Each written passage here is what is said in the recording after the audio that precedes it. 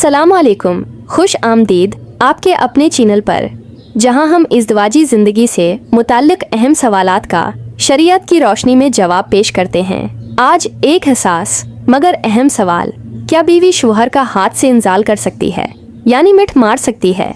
शरई पहलू, इस्लाम हमें सिखाता है कि शौहर और बीवी एक दूसरे के लिए लिबास की तरह हैं, जैसा कि कुरान में अल्लाह ताली फरमाता है, हुन्ना लिबासुन लकुम व अंतुम लिबासुन लहुन्ना इल बकरा 193, यानी वो बीवियाँ तुम्हारे लिए लिबास हैं और तुम उनके लिए लिबास हो।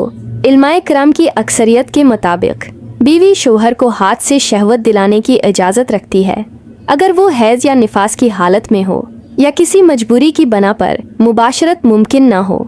ये ताल्लुक़ मोहब्बत, क़ुर्बत और तस्कीन के लिए होता है और जब नीयत पाक हो तो यह अमल नाजायज़ नहीं।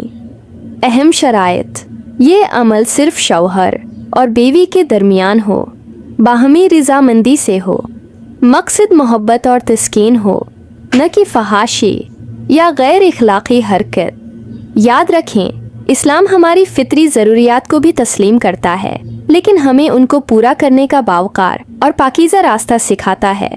इज़्दिवाजी ताल्लुक़ सिर्फ जिस्मानी नहीं बल्कि रूहानी बंधन है। खुलासा, जी हाँ, बीवी शौहर की मिठ मार सकती है, बशर्ते कि वो शरीयत के दायरे में मोहब्बत के जज्बे के साथ हो।